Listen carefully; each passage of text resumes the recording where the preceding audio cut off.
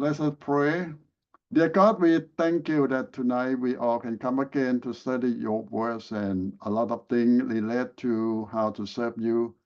I pray that you give us the wisdom, the understanding, and help us to apply our knowledge for your churches and give us the courage to try new things and to know that you will help us.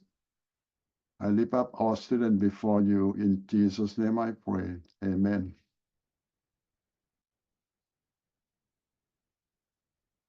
Okay, tonight on the pastor ministry, we talk about leading the church through group, committee. It also means deacon. And I will present you with some new approach. Even it's not really used by most churches, but it has been tried in some churches that work. So we will take a look about it. And we're also going to talk about how to lead your church to change. This is going to be a very difficult topic to discuss and learn because you know that most people resist to change, especially old people, or even some young people too, because they feel that if things are good, why change? But we always have room for improvement. Anything that makes it better, I think we should try. Okay, now let's go to the how to run a church through the regular system. Most churches will have some kind of elder or deacon or committee that run the church. And some big churches have so many committee, subcommittee, and it's like a big corporation, a big company. Now, if you look at the Bible, the early church in the book of Acts, how they run the church, they have several thousand people in that church. And how they taking care of several thousand people. And it not just come once a week, they meet every day. So this is a big group of people who come to worship and to fellowship every day. And now in the early church, they don't own their own building. They just use the home of some rich member. And most of them not really sit in the room, but they sit outside in the yard, big yard. So it might be like what we're doing, mean that they cook, they eat, they meet, they talk, they learn in the yard because there is no room that big enough to accommodate several hundred and sometimes several thousand people. And that early church, they use a big yard of some rich member and they meet there. And how you take care of that several thousand of people? In the early church, the book of Acts, you know that the 12 apostles take care of them, mean that the 12 do the teaching, preaching, and counseling, and visiting the poor, and praying for the sick. So it's a big job. 12 people take care of several thousand people. It's more than they can handle. So to the point that Peter said that it's not good, it's not well, because people start complaining that some don't get help, some get help, some don't get support, because the apostle cannot take care of several thousand of people who have need every day. So the apostle decided to appoint the 7. And that 7, later on, we call them deacon. They are the helper of the apostle. Now, how you divide the early church, we have 2 groups or 2 departments. The first, they call the spiritual department. There are 12 apostles taking care, teaching them, preaching to them, and counseling for all the spiritual need. And the 7, or the deacon, later on we call them deacon. They are the one who take care of the physical need of the people. Why? Because people a lot of people are poor and need help. So the deacon will visit them, give them food, or visit them when they're sick, or taking care of them, whatever problem they have. That we call deacon. But later on, they will divide the work of deacon into different departments, more complicated later on. But this is the early church. They have two departments, the spiritual department and physical department. And the spiritual part taken care by the 12 apostles. Compared to today is all the pastor and his team who take care of the preaching, teaching, counseling, all the spiritual need of the member. And the deacon is today, some might call deacon, some might call committee, some might call all kind of names. And they're taking care of all the business of the church, the physical side, the physical need of the church. They run the church in that way. So this is the first definition and two group of leaders that run the church. And today the church is so big, some church is so big with several thousand, and some big churches in America or in Korea or in many parts of the world have 10,000 members, 50,000 members. Now how you run that kind of church so big? Well, now they don't all come to the main campus now. They have satellite churches. Mean that all the satellite church when we handle maybe 2,000 to 5,000 people, but the main campus might taking care of 10,000 or 20,000 people, and that they run in Korea, and in America, in the South, like in Texas, or some big churches in other states, like in Tennessee or somewhere, or in Florida, they do the same thing. They have a main campus that they run about 10,000 people. And the rest, you don't need to come. You can stay on the satellite, maybe 50 miles away or 100 miles away. They have a satellite church. And some of them have assistant pastor preach, but most of the satellite church of the big church in America, they call mega church, the senior pastor preach, and they use all the satellite internet. So the people there just watch the internet, the live broadcast from the main campus to the satellite campus.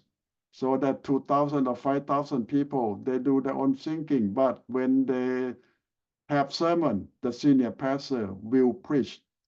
Only the senior pastor will preach, and they televise or use Zoom or internet, all kind of live broadcasting to the satellite. And every satellite will have their own assistant pastor to help them. And they have a team of committee to help them run the church, run that satellite too. So it's almost like independent, but not fully independent. So this is how the modern day churches run. And if you look at modern day churches, it's almost like a company. Yes, a lot of big churches today in the world run like a business corporation. And the senior pastor sometimes call themselves a chief executive pastor. Mean that he is the head of everything. He is the king of everything. Like big business, they have the board of directors to run the church. And the pastor is the top, the king. And this is modern day mega churches run. Now, how about your church? Most of our churches are small, less than 100 or just around 100 maximum. We will find the model that fit us the best. So in modern day churches, there are many models that we're going to study some of them. And the structure almost identical, but the power is not the same. Mean that in some model, the pastor is on top, mean that the pastor is the king. In some model, the pastor is just one of the committee, one of the people. They have elder who are run the church. The elder team is the king. In some churches, the deacon is the king. I'm sorry to use the word king. It just means that they are the top. They are the final decision maker. Some churches, senior pastor is the top, mean that he the final decision maker. In some model, the elder are the one who make final decision, not the pastor. In some model, like the Baptist, the board of deacon is the king, mean that the board of deacon make final decision, not the pastor too. I mean that most of the evangelical, not the Baptist. Some Baptists in this group too, but the Southern Baptist is different from most Baptists. The Southern Baptists let the pastor make final decision. They have board of deacon who make that all the recommendation, but still the senior pastor is the final decision in the Southern Baptist model. Okay, here are some model that I will present to you that you can take a look. Now let's look at some of the leader in church. Every church will have pastor. Some call pastor, some call minister, some call all kind of name. But you know that he's the one who do the preaching, teaching, the one who run the church on the spiritual need of the church. Some pastor in big churches just do preaching alone. He doesn't do anything else. But most pastor in small churches have to do everything. Mean that you have to preach, you have to teach, you have to keep counseling, and sometimes you have to do also visitation, and also sometimes held the committee in many things in small churches. So in small churches, the pastor is one-man show. The church cannot afford to hire another staff. But as you say, the Bible and the model of the pastor is the spiritual leader. So he's supposed to do mainly teaching and preaching, counseling. And that's the main job of every pastor. But a lot of modern pastors don't have time to prepare his sermon or Bible study. Why? Because every day he's busy with the people. People sick, people have problems, people need help, and the pastor running around all day. And that is not so good. But I know that a lot of our refugee churches need a pastor like that when we first start, because nobody else can help them. And most pastors in the refugee church have to be social worker more than a pastor. Okay, that's the first person that you see in every church. The second group of people that run the church, we call bishop. Most of evangelical Protestant churches don't have bishop. But some, you see the Catholic churches and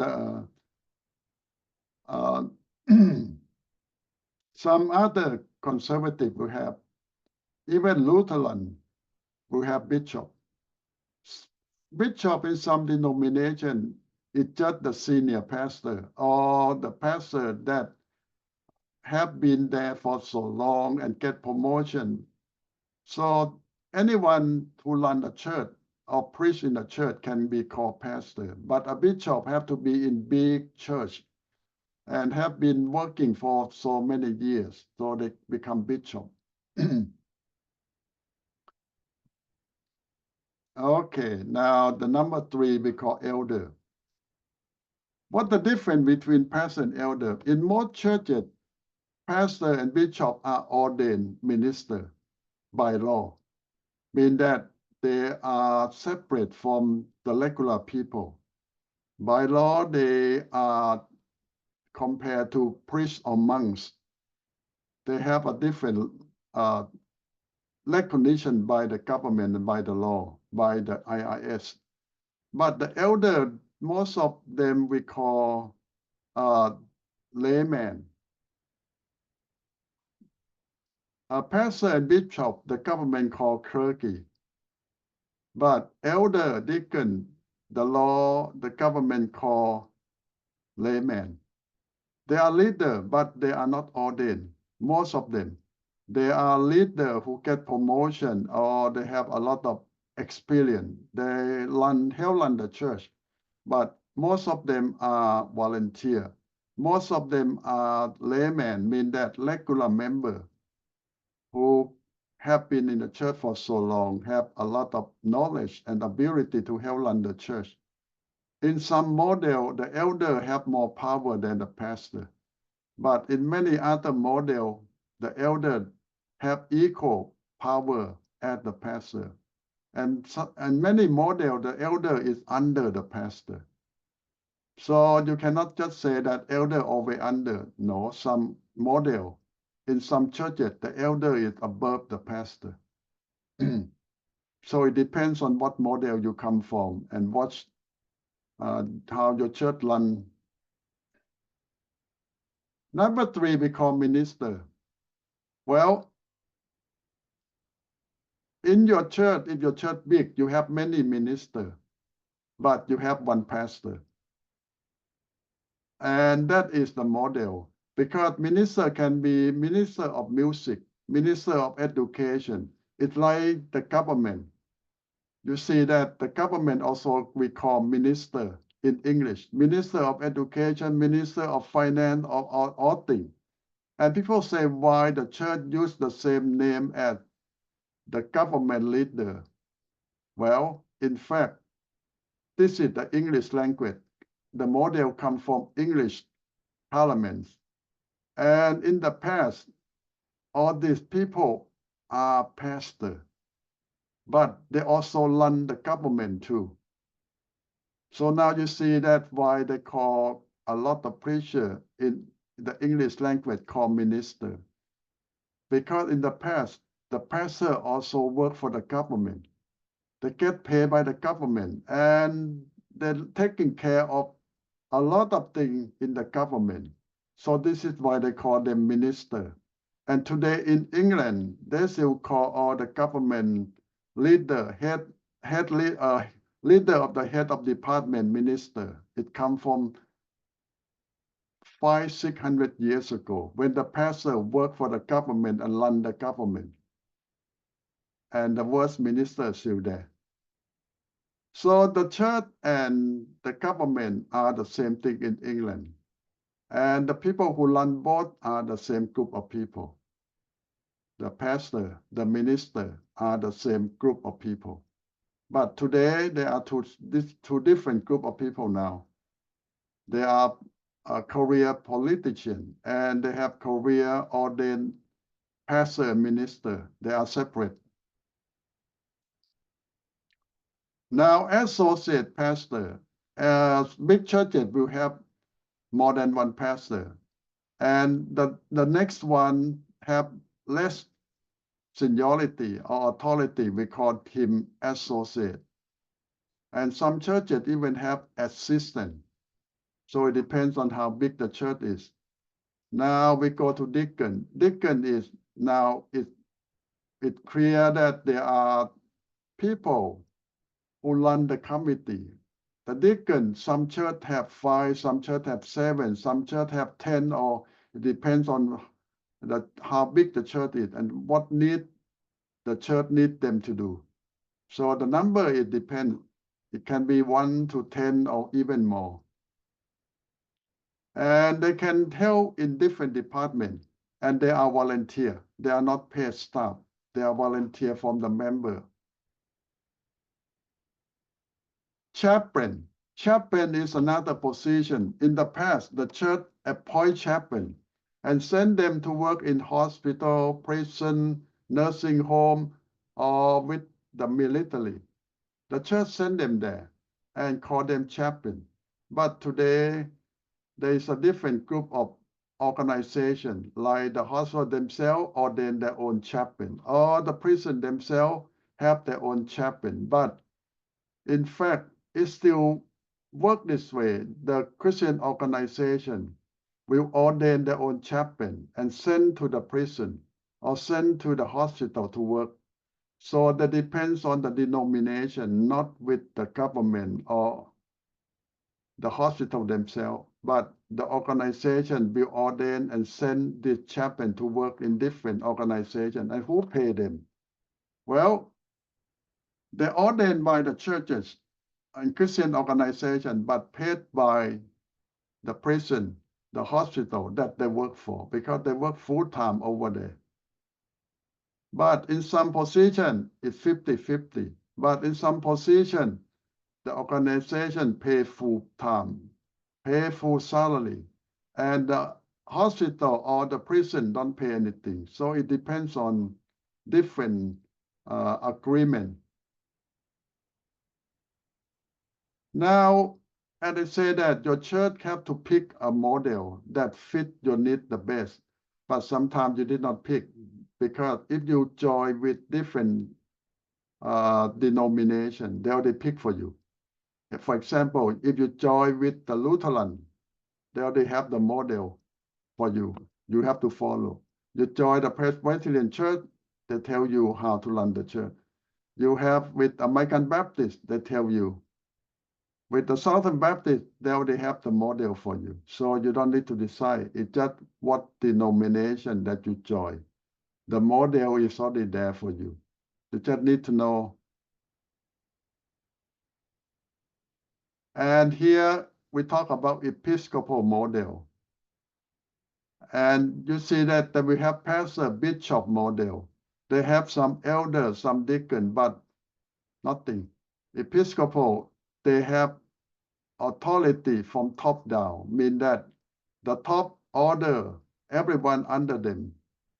You are under, you don't have anything to say, you just obey them. And this model is from top down. If you have in the middle, you still have authority over the one who under you. So this is almost like the military or the government. You are on top, you have authority. Allow 400,000 people in America join the Episcopal Church. And they have maybe 1,000, 2,000 churches all over America. So this is the first model. Look at the second model. Well, if you know you join this group, you need to know how they run the church. And you still can work and grow the church with this model if you understand it and how to work with them. Now, the second model we call Pentecostal model. They have pastor, elder, deacon. And the power, sometimes the elder on top, sometimes the pastor on top. It depends on how big the church and how powerful the pastor or the elder are. The deacon is under. So some of the Pentecostal church, the pastor is the king. But in some churches, the elder have power equal to the pastor. But most of the time, the pastor have the absolute power. So you look at this model, it's almost similar to most Baptists, but not exactly the same. And every Pentecostal church have different, a little bit different structure too. Well, if you join this group of church, you need to understand how the pastor is running the church. If the pastor is so famous, so powerful, the church will grow very well. If the pastor have problem, now the church corrupt, because it depends on the pastor most of the time. And that's the second model that you can.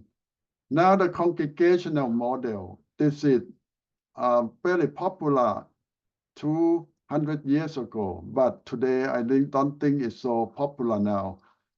Why? Because it might doesn't work well in American culture, because the church is getting smaller all the time.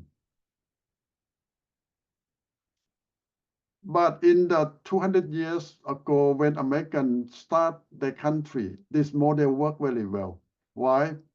Because this model allow local church to run whatever they want, to be independent, and do whatever to survive and whatever work for them.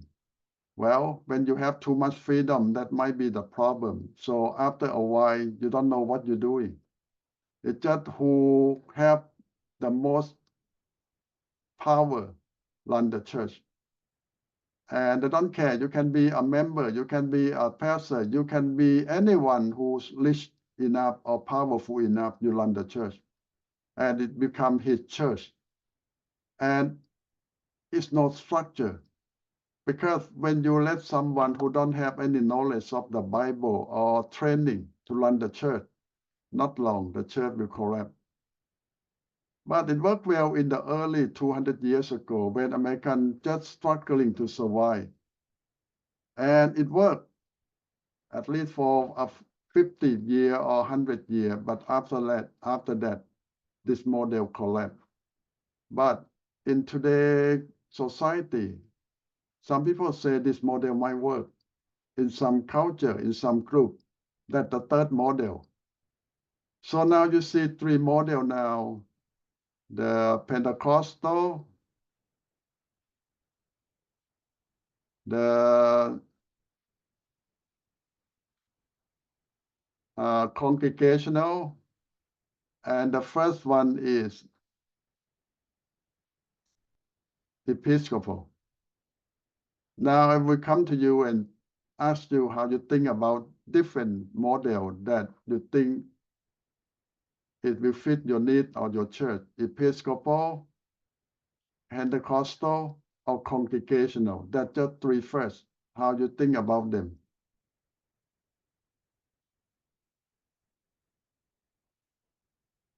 And which one you think your church adopt that or similar to your church structure?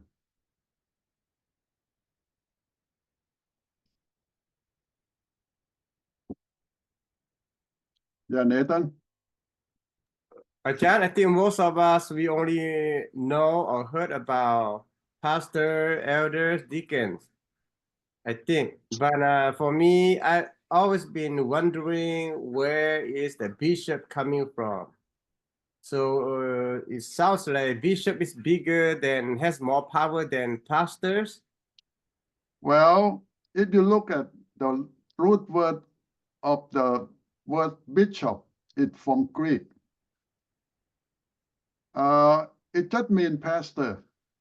Mm. But some churches make it a different, mean that if you are senior, you pastor the big church in big city, they call you bishop. But if you pastor small church in rural area, they call you pastor.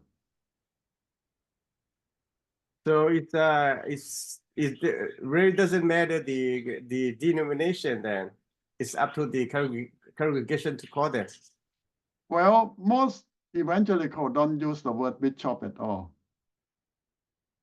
The church that still use the word bishop is the Roman Catholic, the Episcopal, and some black churches in America. It doesn't matter what black, the black churches will call their pastor bishop, or the pastor themselves in black churches call himself bishop.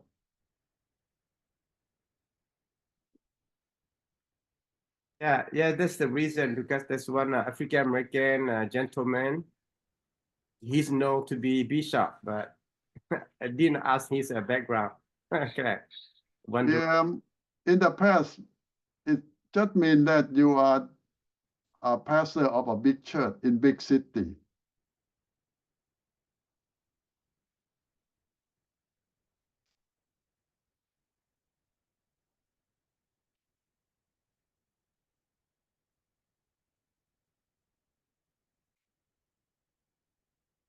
And sometimes they just mean that the pastor want to make himself different from all the small churches or not so famous.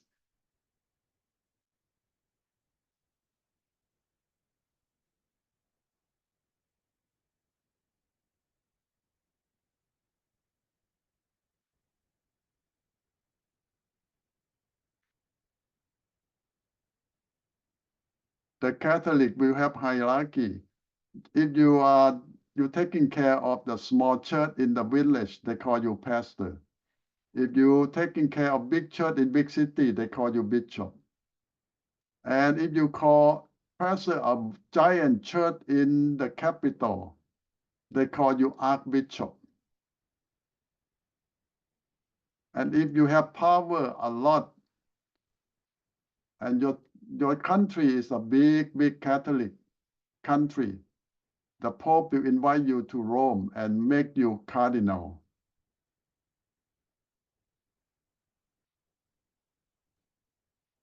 Then how about father? Father is just for the simple priest. Any priest can be called pastor.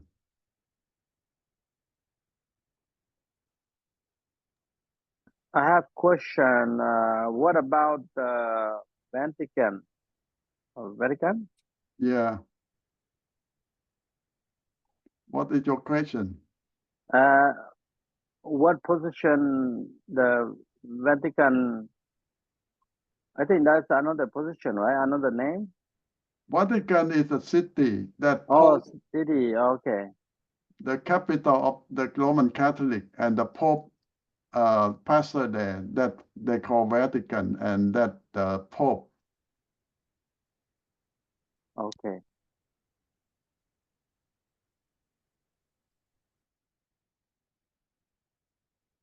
Do you know who held the Roman Catholic Church built a Pope and become an independent state, who held the Roman Church get that title of the independent state?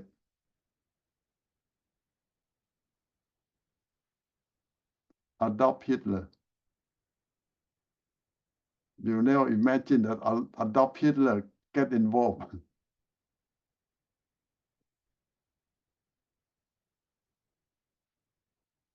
You see, when Adolf Hitler is so powerful in Europe, and he offered Rome that if you want independence, you ignore what the German will do with the Jew.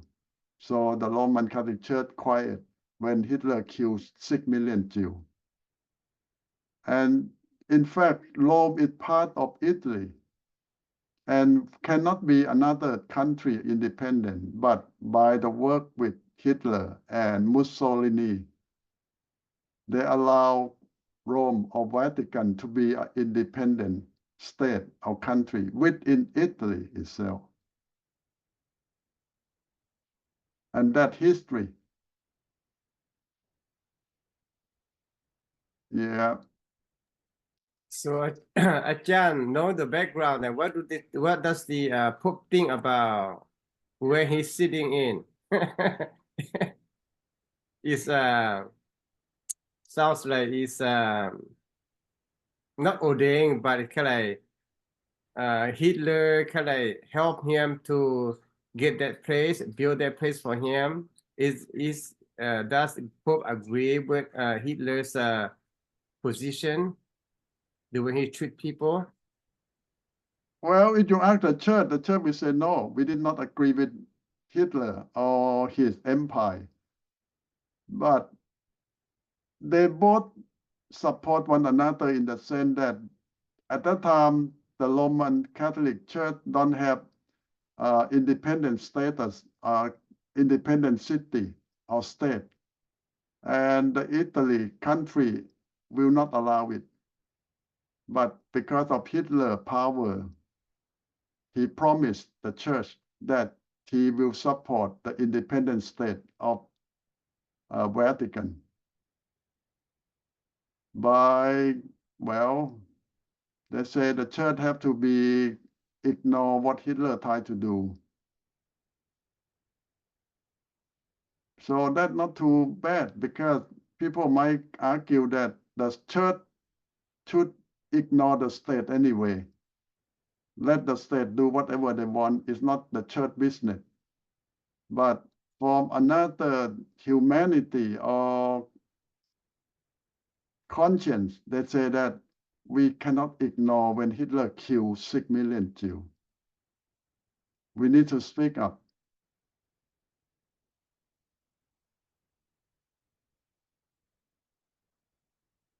So that thing that they can debate on.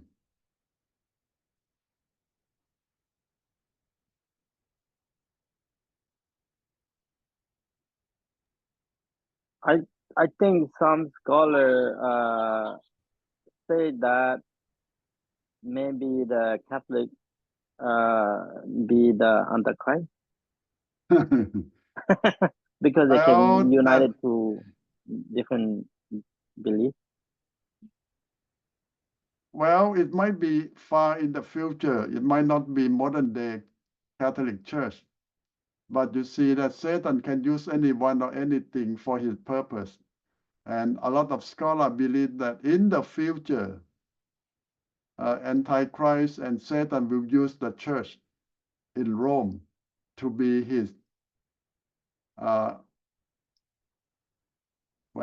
his way to control the people.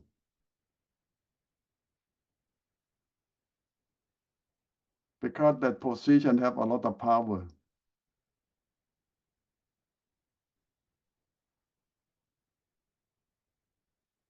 So we don't know when.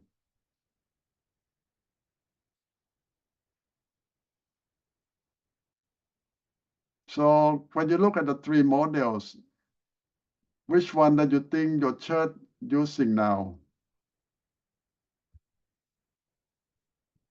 Or which one is closer to your church?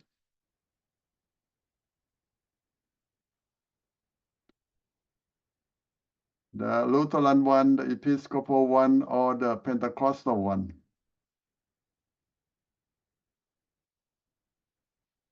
Or you don't know how your church run?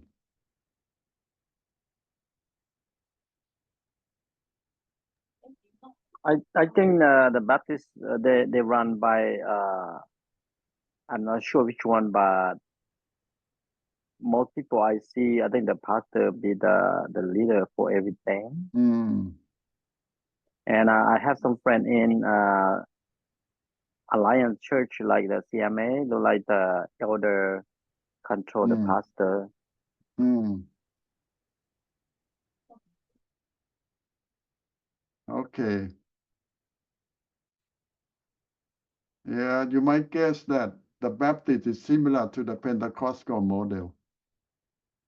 And some other evangelical might be similar to the Lutheran. Yeah, Nathan? Acha, which one's the best?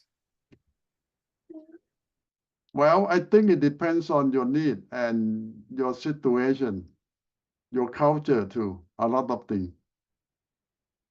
I cannot say that one model will fit all.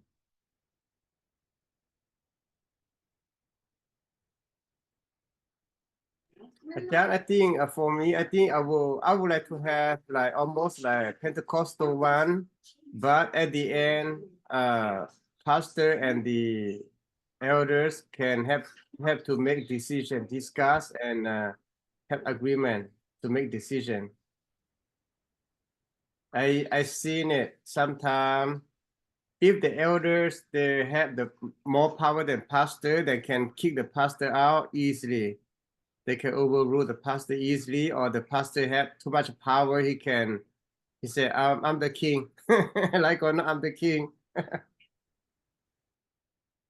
You know, some people say that the Southern Baptist model is similar to American government. Do you believe that?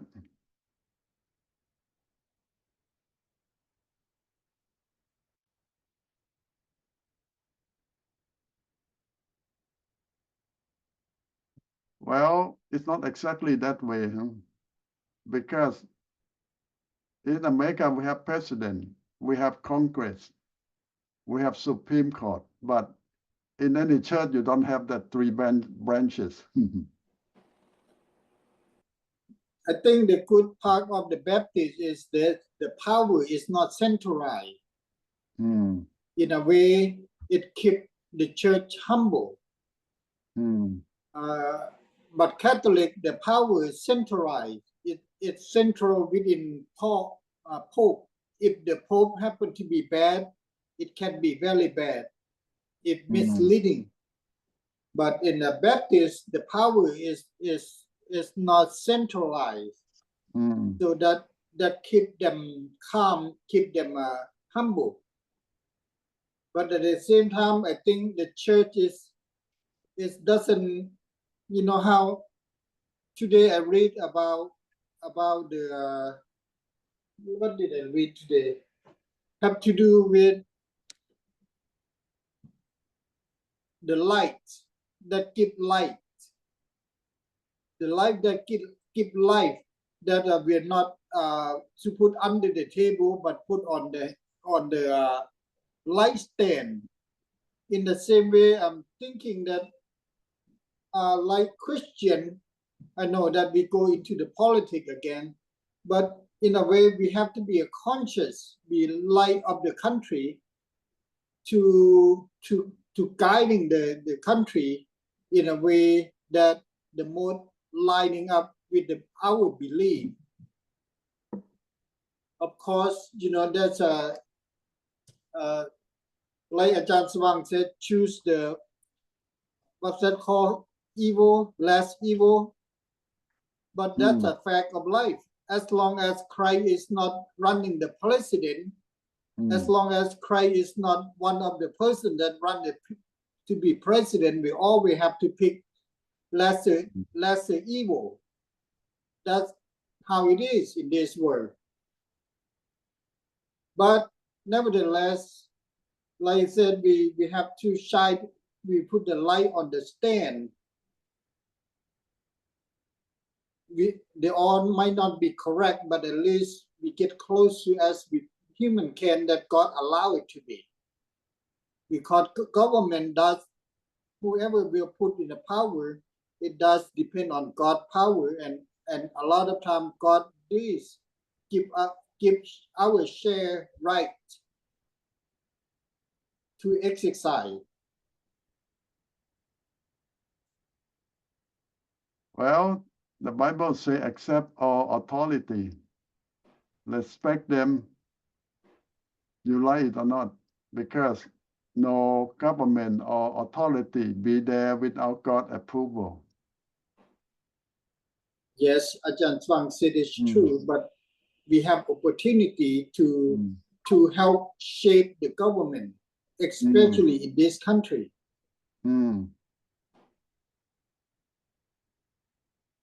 We cannot say, oh, well, whatever. Because God give us that responsibility. God give us that voting right in this country. We need to exercise that. That's what I'm saying. Now, let me put you another question. What the difference between democratic and dictatorship? Democracy is supposed to be conscious of citizens that voted in, but dictatorship is like ruled by one person, like in Soviet or in what's that called in South America. That's a dictatorship. One person demand everything. That's a dictatorship. Whoever to overtake them, they will kill them all. The reality is, dictatorship means that the country ruled by minority, a small group of people have power, and democratic process is dictated by majority. The difference between minority and majority, that's all. It's still dictatorship. Don't you think so? If there are 200 people, or for example, 100 people, and 51 want this, and 49 say no. So the 51 rule over the 49 by dictatorship too. Well, in some way, yes, it is similar, but at the same time, it's for the will of the majority. Yeah, one person more than another group. Well, in a way, it's true. Yeah. There's no perfect system. Mm. That's a time that I talked to somebody regarding this, that the only way for the world to be in peace, there's no system in the world that will be perfect, because human hearts are flawed and greed and the power grabber. It will take somebody like Christ who have everything and who have no need of anything. You're right. All systems in this world are evil. You cannot say that this one better than another one. Human way always bad, but only God can rule the world, the universe with justice and mercy. Because God himself cannot be corrupt, but human can be corrupt. I have a quick question. What's the difference between dictatorship and communism? Are they the same or different? Well, it's supposed to be different. How the difference between communism and dictatorship? I think when I read a little bit about communism, it's almost like Christian way, but it's a little different. I think they use the Bible as part of the like nobody is better than the other and everybody's equal, and I think something like that, but it's not really what they do. Okay. Did you know that socialists originated from the Bible on the very beginning? Karl Marx, the one who wrote Communist Manifesto, whatever they call his books, Yeah, he's the a Bible. Jewish scholar. And he wrote the idea of communism from the book of Isaiah. The perfect world that God ruled the world. The perfect world. But when you don't have God in there, it will never be perfect. Right. That's a problem, because God is not in there. Humans have a corrupted heart. Man cannot do that way. We are incapable to do that way.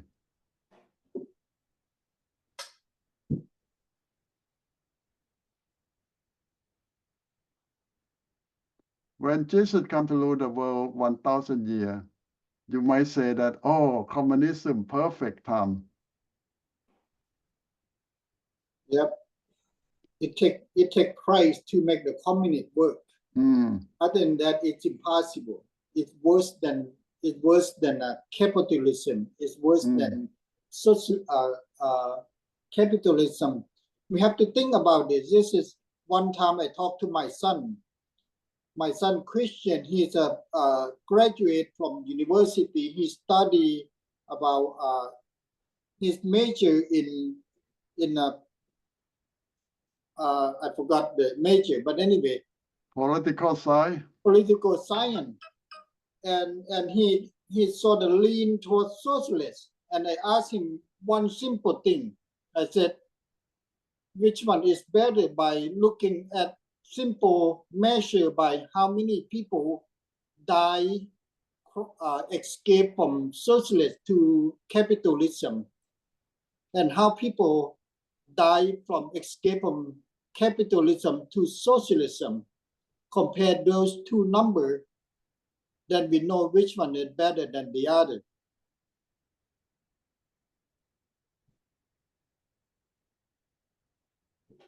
just like us, our country escaped from socialists. From the beginning, people are very happy that socialists come to the country. After 2-3 years pass by, everybody willing to die to escape, and a lot of people are killed. The only success that socialism make everyone all poor equally. That's right. That's why we escape from it.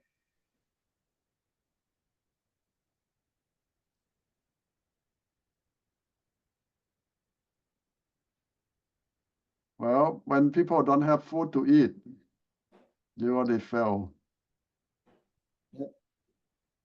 We are in a socialist, we all equally poor. Only less than 10% of those are super rich.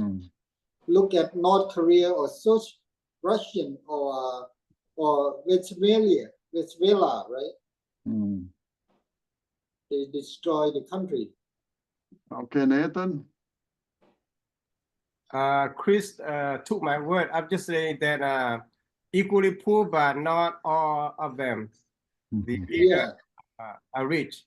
Only the one that, like the president or those people have a connection. They are super rich. It's worse than what it is.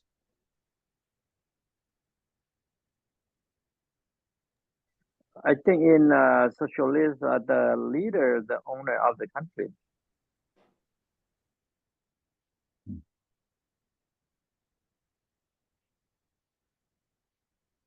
So you see that is not the real socialism.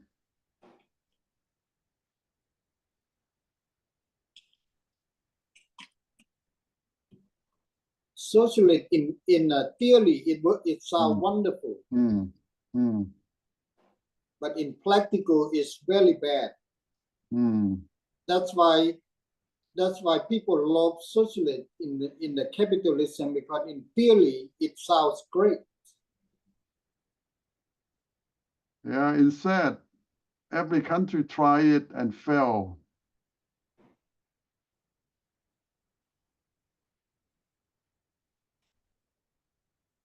Well, I think the problem is not the system, it's with the people who run it.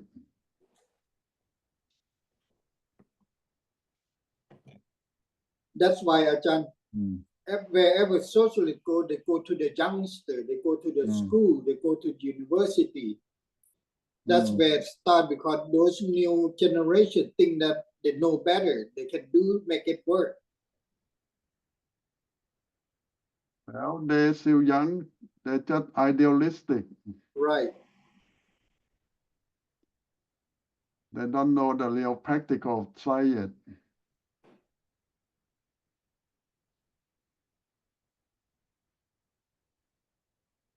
Even very educated people still fall into that socialist theory. I think people have hope. They just hope that if we try, it might work. Yeah.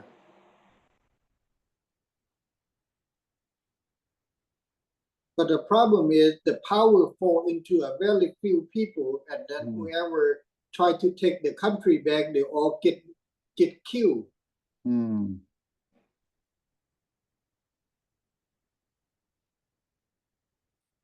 Well, we apply to all churches.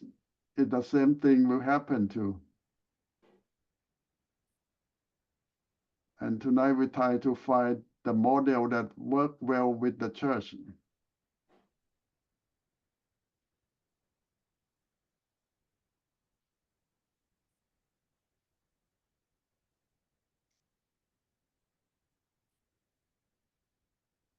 Okay, I will give you a break and we come back to finish the chapter.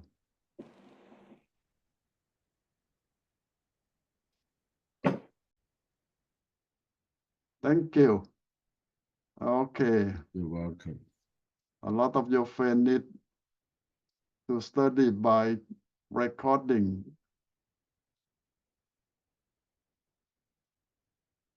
Okay, the fourth model we call the Lutheran model.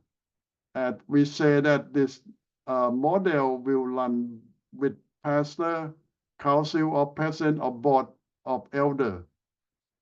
And as I say that if you are a small local church, it's not going to have big problem.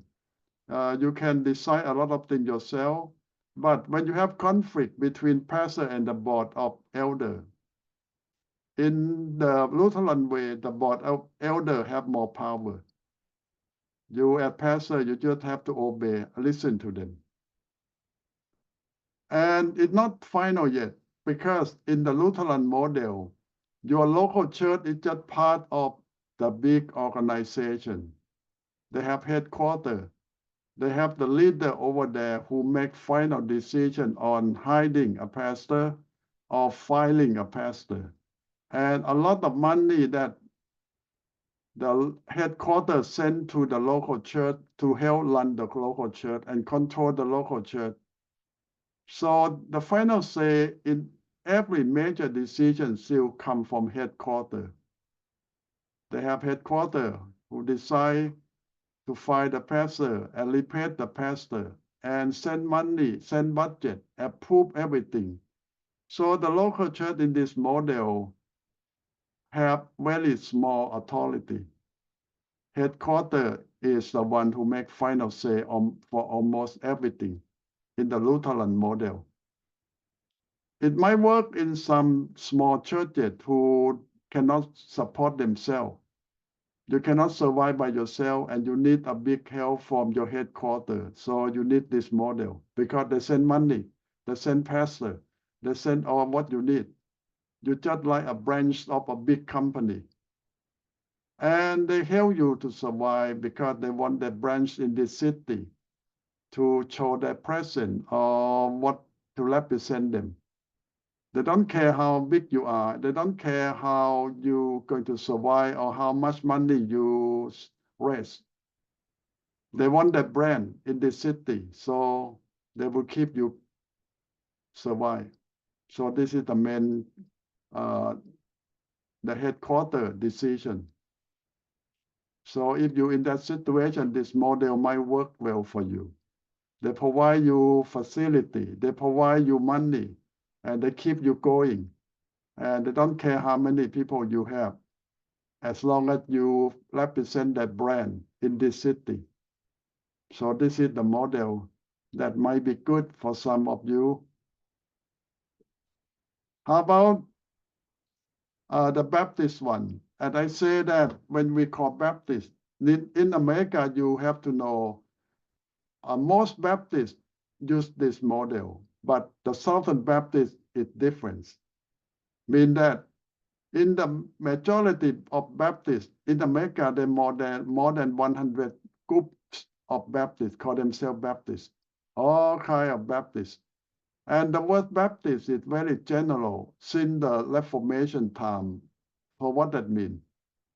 Because when the Reformation, the Protestant church split out from the Roman Catholic, most leader like Martin Luther, John Calvin, or every other leader, they still keep the sprinkling of baptism. But one group decide to go to the original, means submerging, and they call themselves Baptists, and everyone call themselves Baptists. In fact, at first they call them Anabaptists, mean that re-baptized. Because the Baptists say the sprinkling is not correct. So every one of them re-baptized by submerging. So everyone called them Anabaptists. Later on, it in short called them Baptists. So everyone is all so big because everyone who re-baptized are called Baptists, Anabaptists.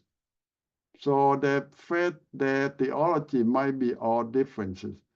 So there are more than 100 groups of Baptists all over the world. But the model that run the church is pretty similar. They have pastor, they have deacon model. And majority of Baptists, the board of deacon have final say or more power than the pastor. But this is the difference between the Southern Baptists. Most Southern Baptists give the final say to the pastor. The board of deacons just support. They don't have final say. So this is the way of Southern Baptist. But the rest of Baptist, the deacon have final say, the board of deacons. So most of the Baptists in America are independent, but some famous Baptists like American Baptist or some other conservative Baptists also have headquarters, and they're independent in some form, some way. Most of the Baptists will let the local church decide a lot of things themselves. Mean that you raise your own money, you hire your own pastor, and you decide to run your church. And you just join the Baptist headquarters as a big organization to deal with the government or to work on mission field. But you run your local church yourself most of the time. So this is the way of the Baptist. You are independent and you survive by yourself. Other big churches might help you, support you if you join them at the organization. They might help you, they might support you for a short time, but in the long term, you still on yourself most of the time.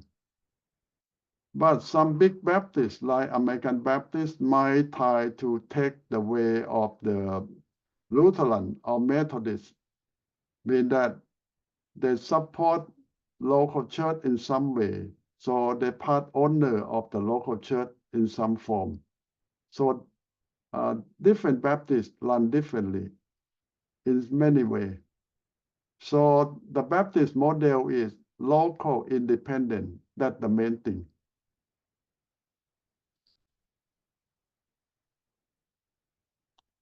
Now here we talk about if you decide to pick one model for your church, you need to know that why you pick it.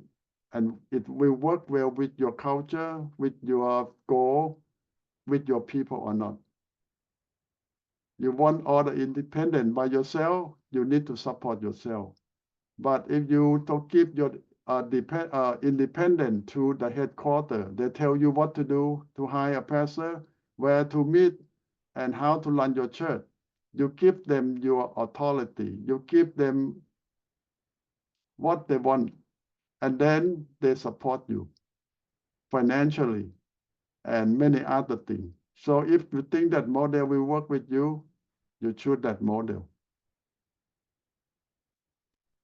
So this is some step before you decide. Talk with your people and look at the good side, bad side, have a meeting. It's not one meeting. You might need several meetings and let them vote. Well, some people say that if we choose the model that people don't have authority to vote, so the leader vote or the leader make decision. And if your people want to join you, fine. If they doesn't like your way or your decision, they move on. So it depends on many situations. If you believe that you have enough power to decide and people will accept your decision, that's fine. But if your group of people all have a say, they want to vote, maybe a certain model will work with them, like the Baptist model might work well with them. But if they don't take any initiative to vote or anything, they let the leader decide, maybe the Lutheran model will work well with them.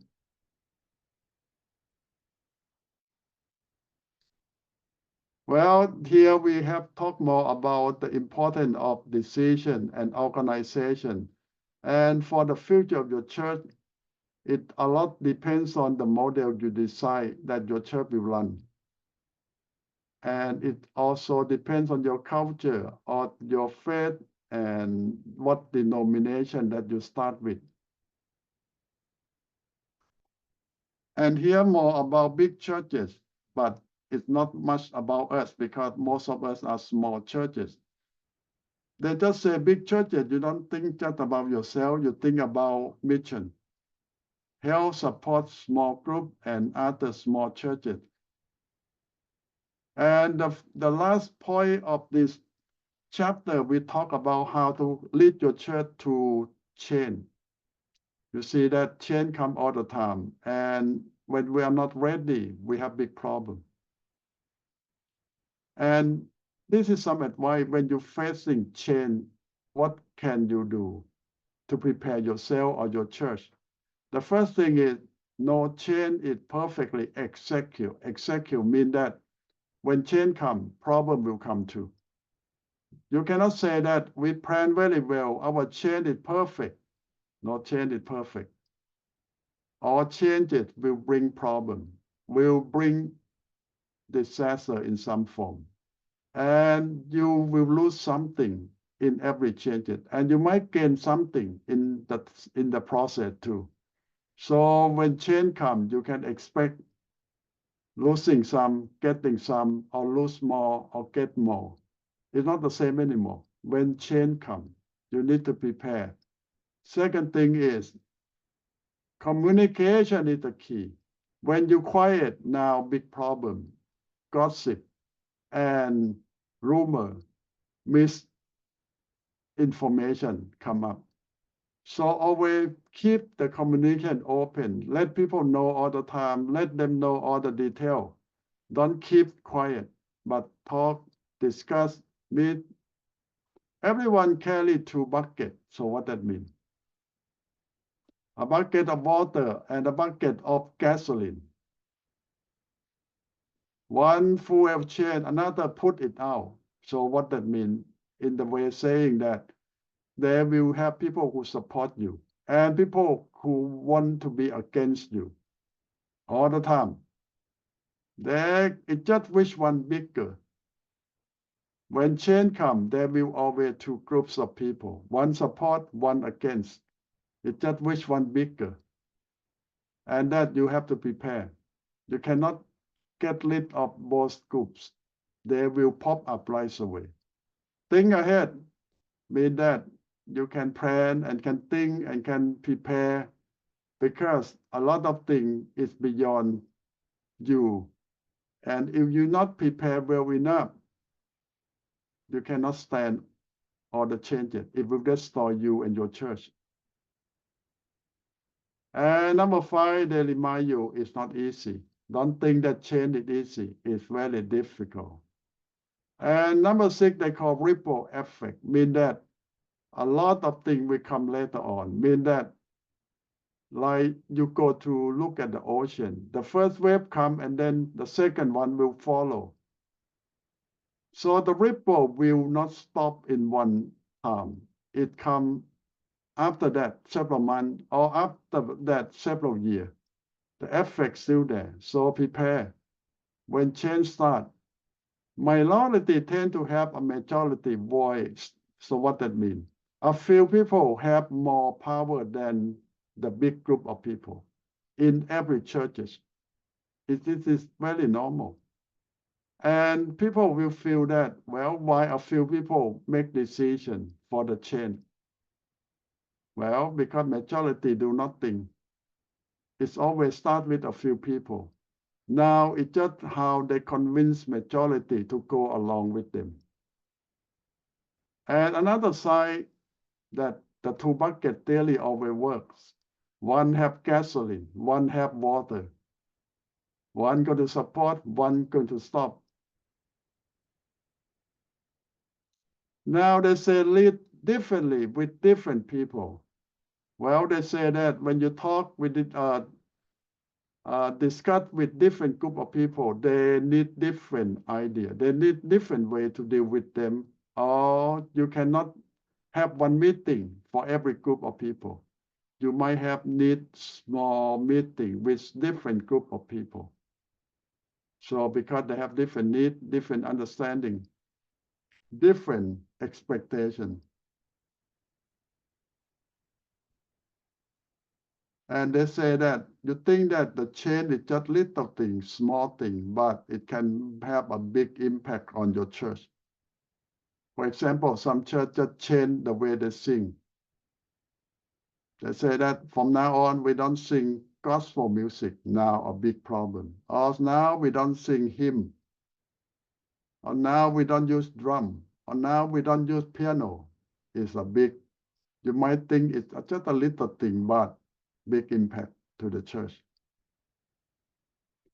Number 10, training.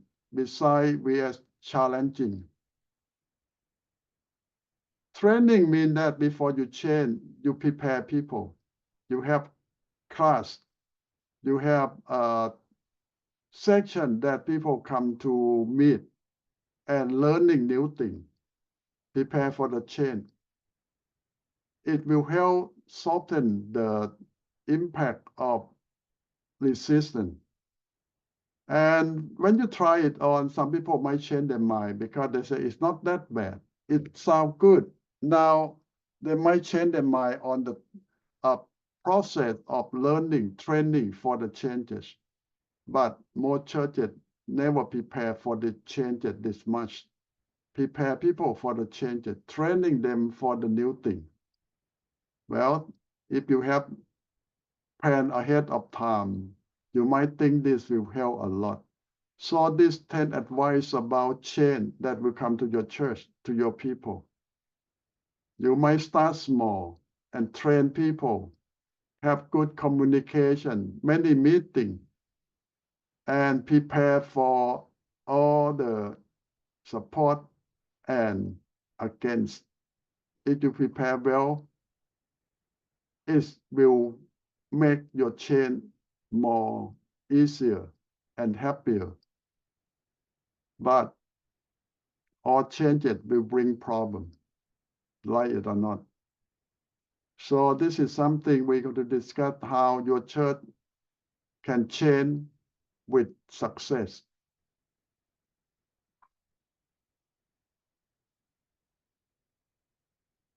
Okay, in this section, we talk about more model of how to run your church.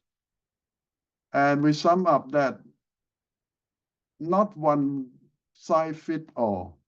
You need to decide that which model will be the best for your people. They can accept the best or fit the need the best. Each one differently how you run your church. You have all the freedom or you lose your freedom. But you want security or a lot of challenge. That's the model you decide. The second thing we discussed tonight is how to prepare your people, your churches for change. You will face changes all the time. For example, you change leadership, you change place of worship, you change the way you run your church, problem will come right away. How you prepare your people, your church for the change. Anyone want to share your experience about the change? Yep, Nathan. Again, sounds like better not change, just stay same old. Well, life is not that way. You look at my example. My church already 41, 42 years old. We say there's one place for 40 years. But when we have to change, big problem. Because people used to one place for 40 years. And a lot of problem is we don't expect it. So maybe we did not prepare well, or because we expect that most people agree, but on the final thing, it still have problem.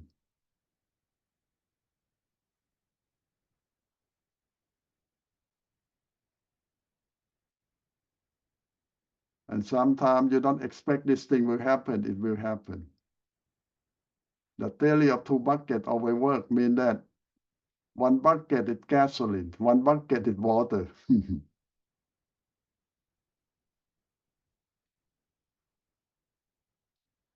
So better communication, huh? Yeah, I don't mean that if you have good communication, you won't have problem. It might be less problem or more thing that you can prepare. You can hurt the side that support you, and you can hear the side that against your chain. And you have to prepare. And I learned that a lot of time people don't want to change their mind. Whatever they believe, they don't want to change. Then which bucket is the best, Ajahn? Gasoline or the water? So I when think you it are depends. experienced, It depends on your situation. it depends on situation. Yeah. Sometimes you already see that it's not time to change because majority people is against it. Ajahn, I see the water bucket is more difficult. So always I have a problem. If the gasoline bucket can last a little bit long. Why? Why? They might, you know what, I have a strong and to control people, and then so the quiet people just forget about it, and then they don't want to fight for it. That is the why. Water? No, the gasoline. Gasoline can burn, you know that? That's why he try to burn all the time. So what's I found out also some people use that chain as an excuse for some other reason. They're waiting to find some reason to do something, and they just take a chance of this thing for different goal. Absolutely, Ajahn, you are right, because I can see the both side. They listen to which side is good timing. That is, yes. Yeah, you might see some people waiting to take a chance to do harm or to do what they want, not for the good for the church. Yeah, Chris, you have something? You have to unmute yourself first. Is this apply when Jesus said about hot and cold, lukewarm, that hot and be hot, either be hot or be cold, but not lukewarm. So that means either be gasoline or be water. You cannot be in between. Otherwise, it's better to what's that? Yeah, but when Jesus used that illustration, he mean that either love God, excited, or cold, not at all. Mean that when you absolutely cold, people know that you don't have life, you need to revive. But the lukewarm people don't want to change anything because they think that they're okay. They're not dead, but they're not living. And most people don't know that they have nothing. And they themselves think that they are okay. But for God, this is not okay.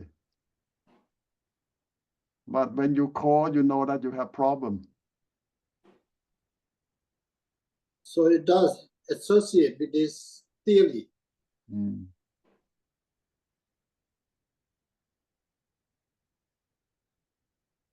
A lot of people will say, why change? If things already work, why fixing it?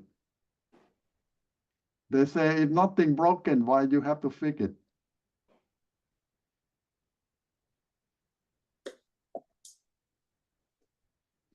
Most people say that leave it alone.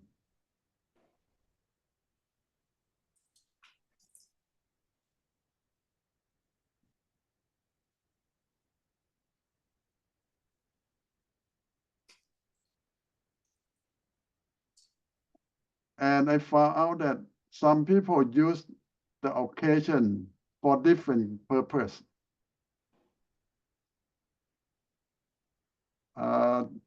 They support or disagreement is not about the topic at all. It's about something else. You might call hidden agenda.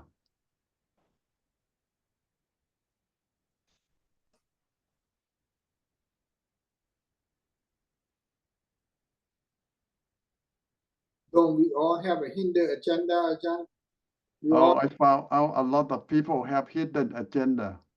with the hidden agenda. It can be good and it can be bad, ใช่ไหม? Yes, you're right.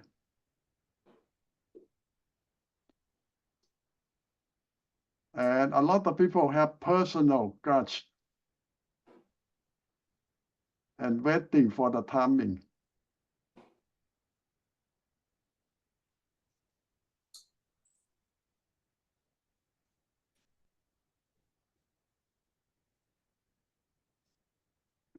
I found out that people agree or not agree on something not because of the topic or the merit of the topic, but it's because of personal problem. Yeah, Chris. Does that have to do with the ego too a lot of time, right? Because many churches break up because they have an ego. They're not willing to compromise or humble themselves to make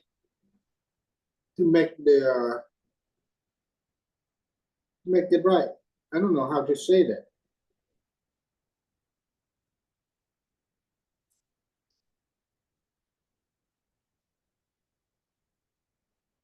Yeah, I have learned that some people think that they have sacrificed so much for the church that they have to be more powerful than other people.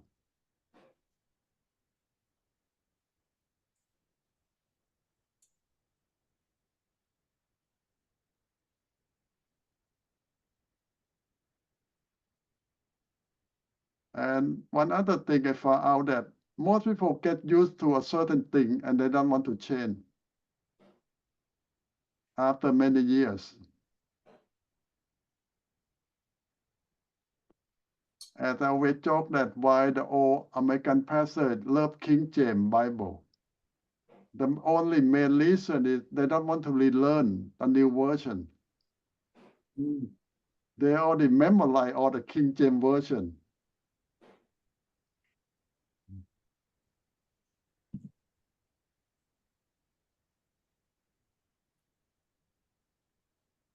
Are you one of them?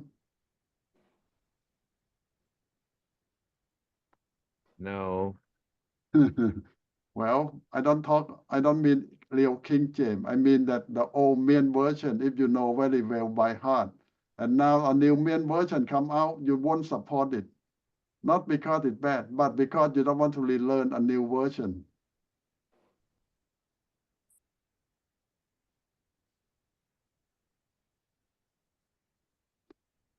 I found out a lot of old people don't want to change because they don't want to relearn new things. John, but not us. Mm, To learn new things every day. yep. We have something new we would like to learn. So you're still young in heart. Talking about different version, Ajahn. If I may Yes. ask one of this.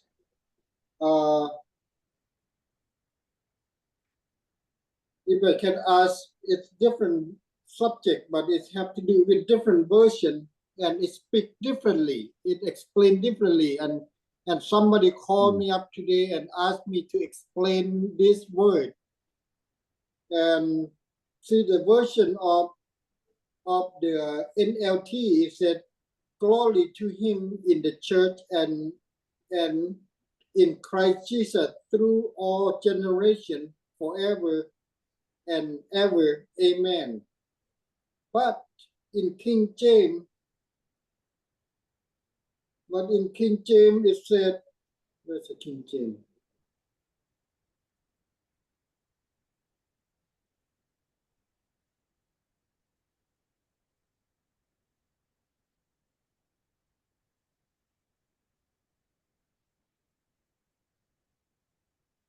In King James, it's completely different. It said something have to do with the new world.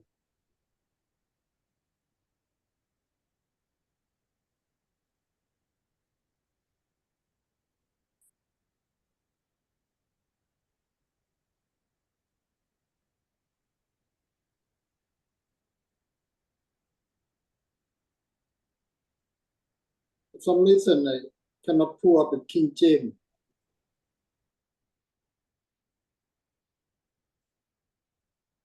Something wrong with my phone.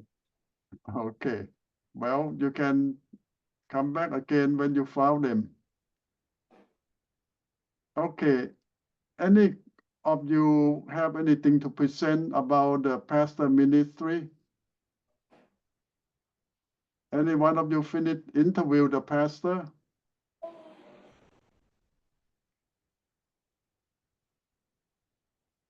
Okay. You have how many more weeks before we finish the course? Let's see. 1, 2, 3. Okay, you have 3 more weeks before we're done with this semester.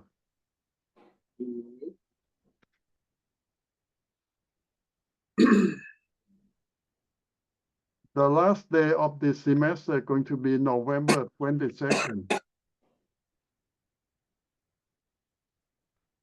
We don't have class on 29. So tonight is the 1st of November. We have class on the 8th, 15, and 22, the last class. So whatever you want to present, you have to do in next 3 weeks. Both the pastoral ministry and also the book of Revelation. I found it, Ajahn. Okay. Well, okay, on NLT, it said glory to him in the church and in Christ Jesus through all generations forever and ever. Amen. But in King James, it said, into him be glory in the church by Christ Jesus throughout generation, throughout all age, world, without end. So what the main difference that they see? They see that one is will have a word in there. The other don't have a word beside a generation forever. Okay, let's explain this way. If they use King James is the translation of 600 years ago. Not exactly that they make mistake, but the English language in 600 years ago and today is not exactly the same English. And another version is tried to use modern day English that people understand. So sometimes the differences is not about they make mistake from the original, but the language that used in different time use different words for exactly the same meaning. What is original word? Well, I have to go back and check in Greek that what exactly mean. A lot of time the Revised Standard Version very close to the Greek version. And many other versions try to use modern day English. When they translate each time, they change the words to fit the English language of that day or that years. How about this? Sometimes that when we read one version, it said man. And when we read the other version, it said humanity. Most of the time, the word humanity or human more correct because a lot of time the Bible don't use gender. But sometimes it clearly say man, mean that really man. Right. If it said human, that understand is a humanity. But if they God said man and woman, it means man and woman. Yes. So it's different from place to place. You need to know, like, for example, when God created man, human being, the first time, the Bible used the word humankind. So you see that it's not exactly man, humankind. But God create man and then woman, and then they call humanity, right? He create man, Not create exactly. woman. The Hebrew word for Adam doesn't mean man. It means human. Well, it might be that the definition of the name, just like our name, right? Our name is like my name is Bullet, means short way to luck.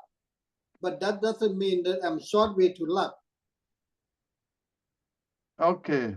The Bible says God make human in his own image. You think God is a male? Well, I talked about it a few days ago that first God's intention is make it like him. When it means like him, mean he don't have a desire to be a woman or man. He complete in the sense of man and woman are in one until he being divided into two. Now man is not being man, it's only half of what being like God. Okay, Jesus said that one day we're going back to our original design, like angel. No male, no female, no marriage anymore.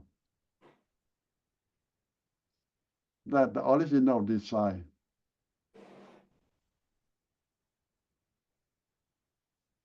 Right. That's why it originally it's a kind of person that have no sexual desire because it's complete. Man and woman are in one until it being divided. Am I right on that or no? Yeah, fully human being is no male, no female. We complete. Come on in.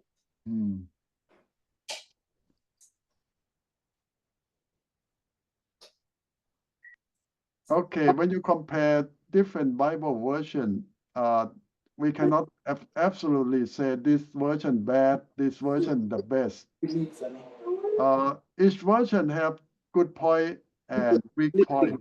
We have to play in the morning. So you have to decide what you intend to use that Bible for. If you want to study the Bible according to the original Greek and Hebrew, the best you can, you need to choose a version that translates close to the original as possible. But if you just want a version that speaks modern day English that you can understand easily, a different version is good for you.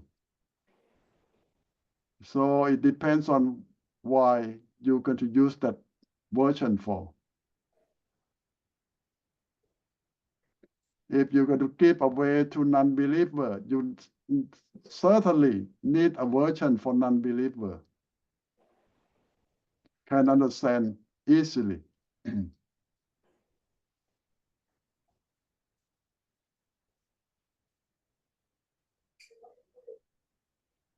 So a version that's good for you might not be good for other people. Right. It's just what level of understanding. Yeah.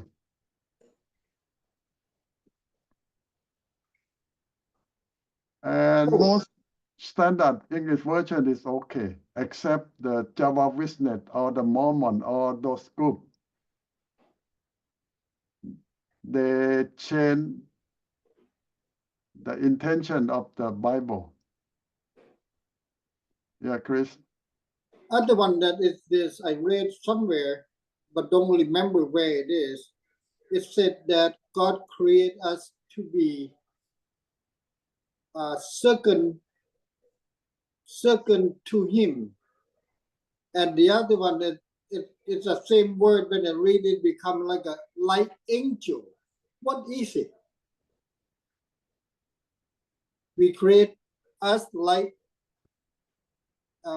second to God or like angel. Which one is correct?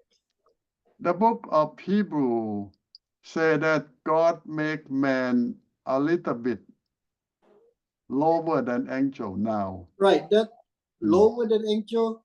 Yeah. in the sense of power, authority. If we were lowering angel, then why angel jealous of human? Because when the Bible says lower than angel in the sense of power, authority, but not status. God make man to be his children and heir. By position, we feel higher. Paul explained this way. Even you are the child, you are the heir, but when you're young, they treat you like slave. Until you become of age, mean that when you become adult, you get your position back as heir or son. But when you're young, they treat you like slave. That's what Paul explained. Mean that when time is not fulfilled, we cannot claim our position yet.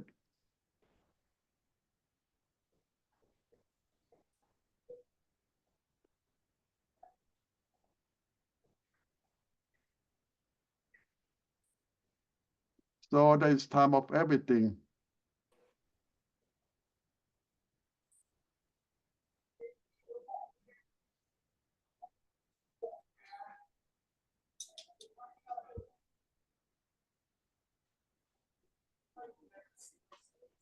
Is Kong Sai still there?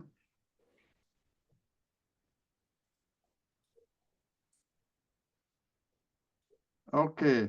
Tonight, for the book of Revelation, we just have one chapter.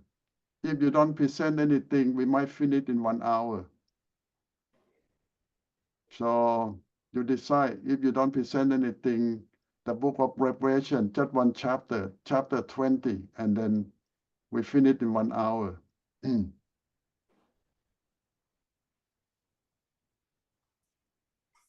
Okay, you still have any question on what we learned tonight about option of your church, how to run your church, and how to deal with change?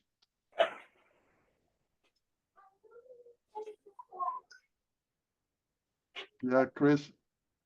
Why are you giving us the option? Why don't we know which one option is better than the other? You mean how to run your church? Well, it should be some kind of guideline, isn't it? What church is close to the God intention than the other? Well, I think in the lesson will tell you what is good or what is not so good in each option and why it fit your need. Why you buy a certain car? Well, you have reason why you buy a Toyota or buy a Ford or Tesla. It fit your need the best, your budget, and a lot of things. And the model for each one of your church is because it depends on you have enough people to run the church. You need support, financial support from the organization or not. You have enough people, a lot of things. And each model offer different things. But you pay the price for a certain option. So as I say, it's no one size fit all.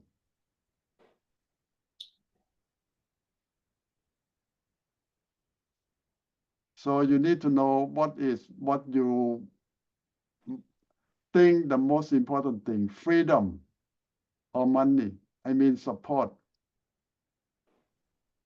If you want all the freedom, you have to be a Southern Baptist. If you want all the support from headquarters, you need to be a Lutheran. So,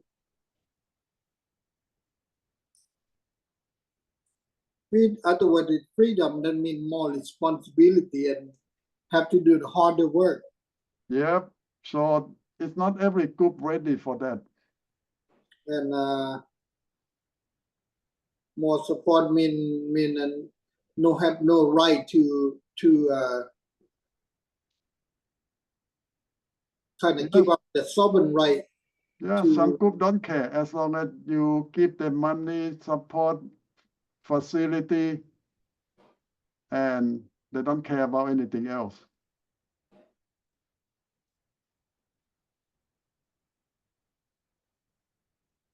So that's an option. What is your need now? What is more important for you now? And there is model that fit your need.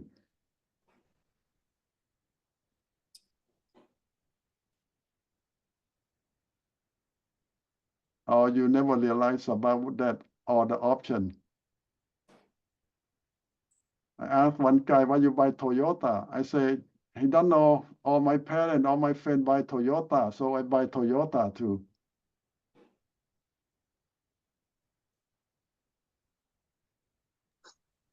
Yeah, I think there is no limitation to, and I think that depend on the people that you serve, the culture and the area that you are serving.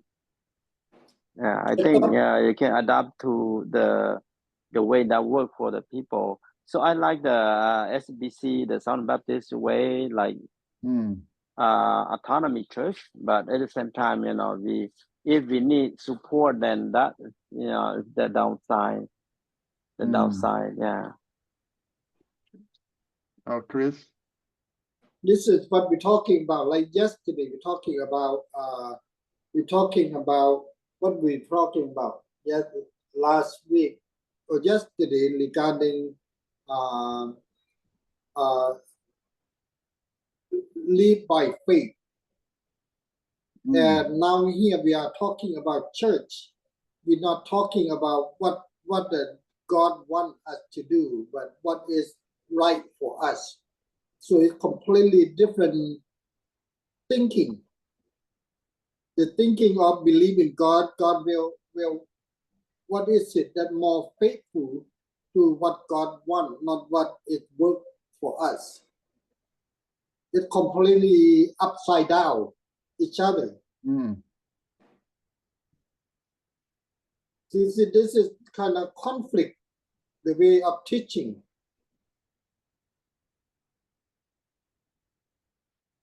How can we teach one chapter that we have to act and believe in God, that God able to help us, but at the same time we're teaching that whatever works for us and for our people, that's completely different direction. Well, this is not about faith. This is about how to run your family. Can you tell every family to run their family like what you run your family? Well, that's true in our life, but in God's way, either right or wrong. There's nothing in between, are they? Well, you see, to be a Baptist, to be a Lutheran or Methodist, it's not about Christian and Islam or Buddhist. It's still all Christian. It's just how your church going to be governed by who? The pastor, the deacon, the elder. That mainly is about that.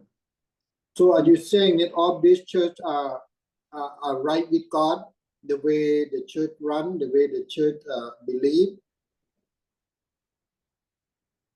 Well, belief is another thing, but we accept that all Protestants have similar faith,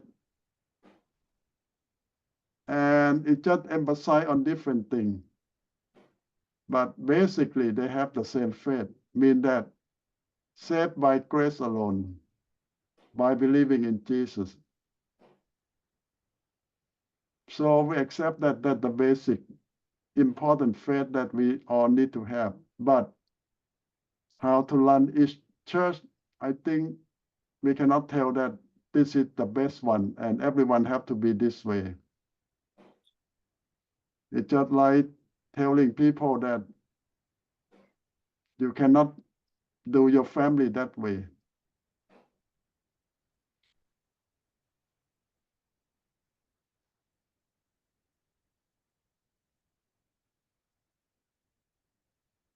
Somebody say that we should teach only the Southern Baptist way. How you think that way? Because our school belong to Southern Baptist. Well, if the Southern Baptist is that's closer to what God designed for it, and then it should be, right? Well, I think nobody can say that Southern Baptist is the closest way to God design. Because you look at the Old Testament and the New Testament is so very different. And when Paul tried to teach the Greek and the Roman, it's so different from the Jew. And why don't Paul try to make all the churches run like the Jewish churches? No, he did not. And the Jew tried to make all Roman run the church like the Jew, and Paul said no. Paul said that I'm going to be a Greek to reach out to the Greek. I'm going to be a Roman to reach out to the Roman. Paul teach that.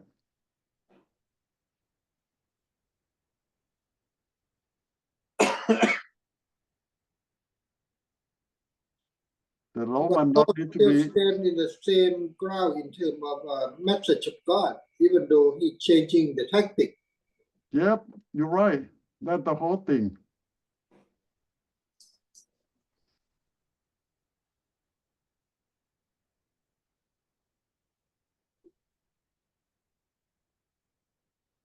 Why you need to feed all your children with Lao food or Mian food? Can you feed them with hamburger sometime?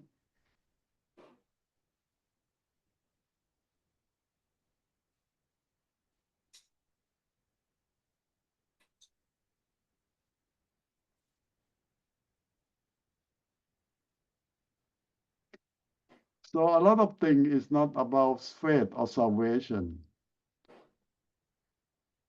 It's just about what will work best with different culture or different need.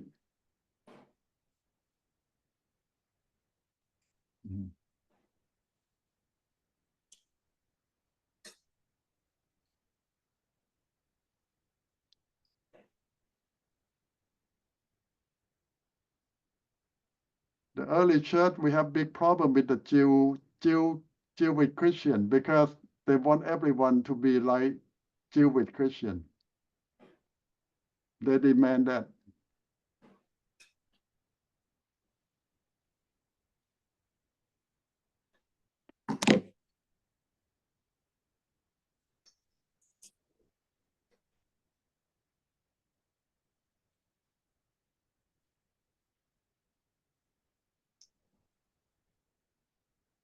Okay, so I leave that decision to you and to your people.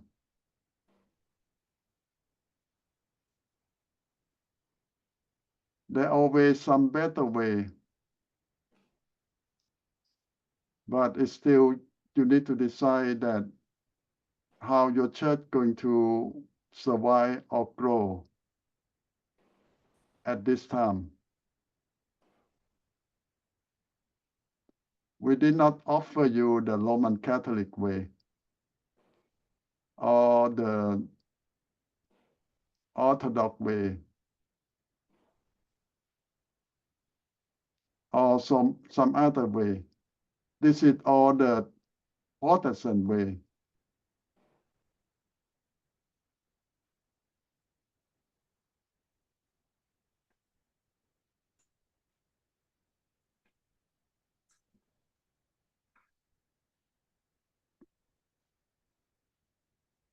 Which we accept that it's acceptable way.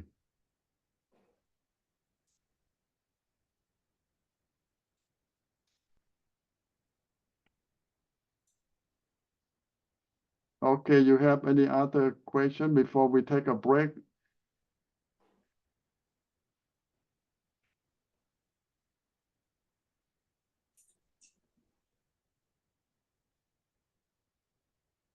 Okay, I will give you about 10 minutes.